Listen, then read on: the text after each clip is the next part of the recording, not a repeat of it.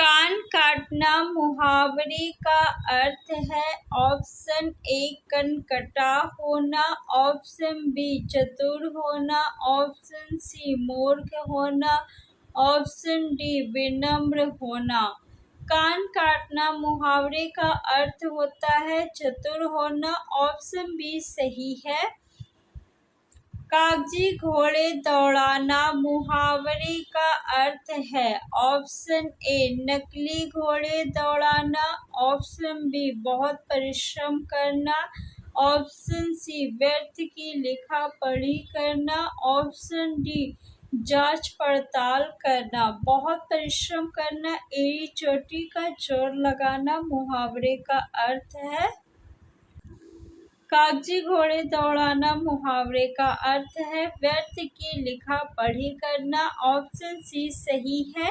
इस वीडियो में जितने भी क्वेश्चन लिए गए हैं सभी क्वेश्चन किसी न किसी परीक्षा में पूछे गए हैं, तो वीडियो को आप लोग ध्यान से देखिएगा। दुर्घटना को देखकर नीलिमा का कलेजा पसीज गया। कलेजा पसीज गया ये मुहावरा है, इसका अर्थ आपको बताना है। ऑप्शन ए दिल बैठ जाना, ऑप्शन बी हालत खराब होना, ऑप्शन सी गर्मी लगना, ऑप्शन डी दया उत्पन्न होना। कलेजा पसीज गया यानी दया उत्पन्न होना। ऑप्शन डी सही है। कीचड़ उछालना मुहावरे का अर्थ है ऑप्शन ए कीचड़ में खेलना, ऑप्शन बी दलदल में फंसना, ऑप्शन सी दूसरे के कपड़े गंदे करना, ऑप्शन डी बदनाम करना। कीचड़ उछालना मुहावरे का अर्थ होता है बदनाम करना। ऑप्शन डी सही है। आग में घी डालना मुहावरे का अर्थ है ऑप्शन ए हवन करना, ऑप्शन बी देवता को प्रसन्न करना, ऑप्शन सी क्रोधी को और अधिक उत्तेजित करना, ऑप्शन डी क्रोध से आग बबूला होना। आग में घी डालना मुहावरे का अर्थ होता है क्रोधी को और अधिक उत्तेजित करना। ऑप्शन नंबर सी जो है बिल्कुल सही है। तो डाल डाल में पात पात का अर्थ है ऑप्शन नंबर ए खतरा उठाना, ऑप्शन बी आगे आगे दौड़ना, ऑप्शन सी पेड़ पर चढ़कर खेलना, ऑप्शन डी चालाकी का जवाब चालाकी से देना। तो डाल डाल में पात पात मुहावरे का अर्थ होता है चालाकी का जवाब चालाकी से देना। ऑप्शन नंबर डी सही है। नेक्स्ट क्वेश्चन, बहती गंगा में हाथ धोना मुहावरे का अर्थ है ऑप्शन ए अपना काम निकालना, ऑप्शन बी पुण्य का काम करना, ऑप्शन सी अवसर का लाभ उठाना, ऑप्शन डी गंगा में हाथ धोना। बहती गंगा में हाथ धोना मुहावरे का अर्थ होता है अवसर का लाभ उठाना। ऑप्शन नंबर सी सही है। उड़ती चिड़िया के पंख गिनना का अर्थ है ऑप्शन ए अनुभवी होना, ऑप्शन बी प्रतिभाशाली होना, ऑप्शन सी असंभव कार्य करना, ऑप्शन डी चिड़िया के पंख गिनना। उड़ती चिड़िया के पंख गिनना मुहावरे का अर्थ होता है अनुभवी होना। ऑप्शन ए सही है।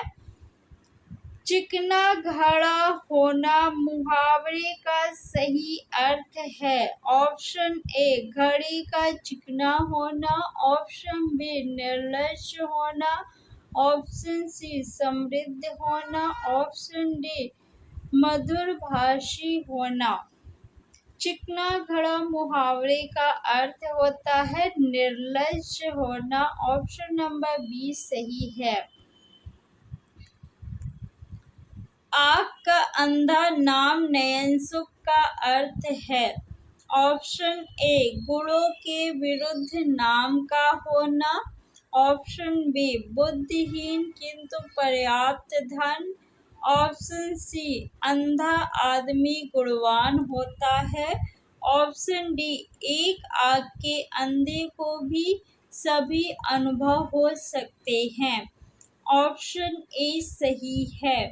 आँख का अंधा नाम नयन सुख मुहावरे का अर्थ होता है गुणों के विरुद्ध नाम का होना। खिचड़ी पकाना मुहावरे का अर्थ है। ऑप्शन ए भोजन बनाना। ऑप्शन बी चावल दाल मिलाकर बनाना। ऑप्शन सी किसी षड्यंत्र की तैयारी करना। ऑप्शन डी किसी के लिए खिचड़ी बनाना।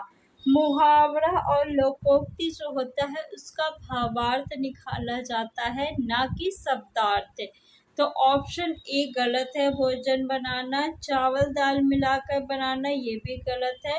किसी के लिए खिचड़ी बनाना गलत है। किसी षड्यंत्र की तैयारी करना, खिचड़ी पकाना मुहावरे का अर्थ होता है। ऑप्शन नंबर सी सही है। घुटने टेकना मुहावरे का अर्थ है। ऑप्शन ए घुटने में दर्द होना। ऑप्शन बी दुखी होना। ऑप्शन सी हार मान लेना। ऑप्शन डी विजय प्राप्त करना। तो घुटने टेकने मुहावरे का अर्थ होता है हार मान लेना। ऑप्शन सी सही है। और इस वीडियो में जितने भी क्वेश्चन लिए गए हैं वो सभी किसी न किसी एग्जाम में पूछे गए हैं। तो आप लोग ये मत सोचिएगा कि ये क्वेश्चन जो है बहुत आसान है, ऐसे ही क्वेश्चन एग्जाम में पूछे जाते हैं। सब्ज बाग दिखाना मुहावरे का अर्थ है। ऑप्शन ए बाग में घूमने जाना। ऑप्शन बी प्रलोभन देना। ऑप्शन सी भयभीत करना। ऑप्शन डी सब्जी दिखाना। सब्ज बाग दिखाना मुहावरे का अर्थ सब्जी दिखाना नहीं होता, ना ही भयभीत करना होता है, प्रलोभन देना होता है। ऑप्शन नंबर बी सही है। नेक्स्ट क्वेश्चन देखेंगे। अक्ल पर पत्थर पड़ना मुहावरे का अर्थ है। ऑप्शन ए मूर्ख बन जाना। ऑप्शन बी बुद्धि भ्रष्ट होना। ऑप्शन सी बेफिक्र होना। ऑप्शन डी अपमानजनक बात कहना। अक्ल पर पत्थर पड़ना मुहावरे का अर्थ होता है बुद्धि भ्रष्ट होना। ऑप्शन नंबर बी सही है। अगला प्रश्न है, सिर से पानी गुजर जाना मुहावरे का अर्थ है। ऑप्शन ए गहरे पानी में स्नान करना। ऑप्शन बी सहनशीलता की सीमा टूट जाना। ऑप्शन सी अच्छी प्रकार से सिर धोना। ऑप्शन डी डूबने से बच जाना। सिर से पानी गुजर जाना मुहावरे का अर्थ होता है सहनशीलता की सीमा टूट जाना। ऑप्शन नंबर बी सही है।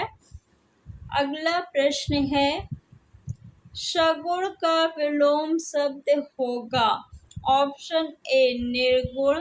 ऑप्शन बी अवगुण। ऑप्शन सी अगुण। ऑप्शन डी दुर्गुण।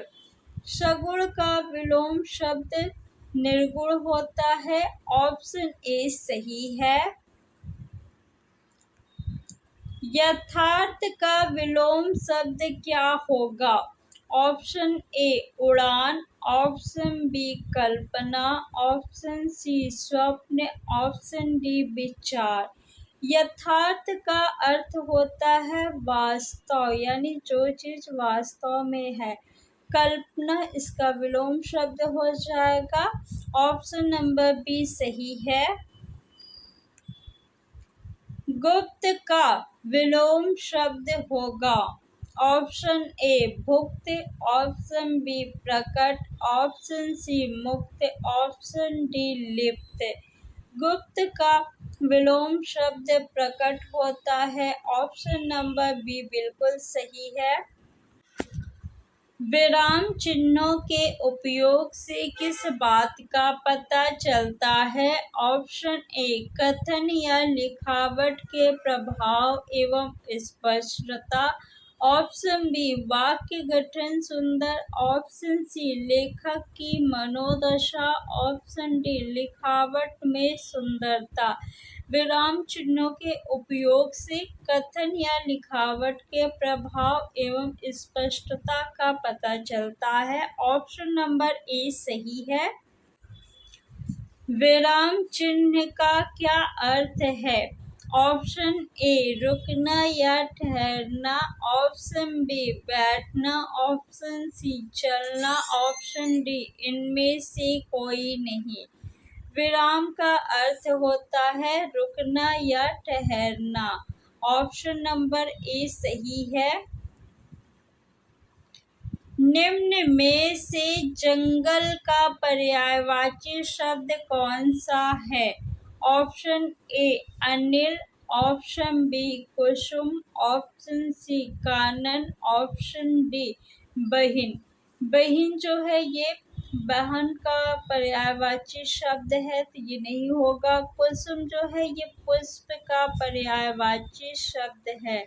पुष्प का पर्यायवाची शब्द फूल भी होता है, तो ये भी नहीं होगा। अनिल जो है ये हवा का पर्यायवाची शब्द है। पवन किसका पर्यायवाची शब्द है? ये भी हवा का है, तो ये भी नहीं होगा। ऑप्शन नंबर सी सही है, कानन। जंगल का पर्यायवाची शब्द वन भी होता है, अरण्य भी होता है।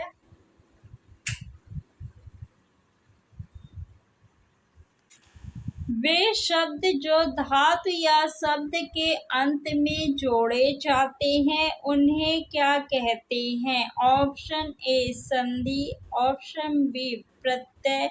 ऑप्शन सी उपसर्ग। ऑप्शन डी समास। समास का शाब्दिक अर्थ संक्षेप होता है। दो या दो से अधिक शब्दों को संक्षेप में लिखना समास कहलाता है, तो ये नहीं होगा। संधि किसे कहते हैं? तो संधि का शाब्दिक अर्थ जो होता है मेल होता है। दो निकटवर्ती वर्णों के मिलने से जो परिवर्तन होता है उसे संधि कहते हैं, तो ये भी नहीं होगा। प्रत्यय और उपसर्ग दोनों जो है ये शब्दांश होते हैं। क्या होते हैं? शब्दांश होते हैं। प्रत्यय किसी शब्द के अंत में लगता है और उपसर्ग प्रारंभ में लगता है। यहाँ पे पूछा जा रहा है अंत में जो जोड़े जाते हैं तो उन्हें क्या कहते हैं? प्रत्यय कहते हैं। ऑप्शन नंबर बी सही है। ऐसी ही और वीडियो देखने के लिए चैनल को सब्सक्राइब कर लीजिए। Thanks for watching.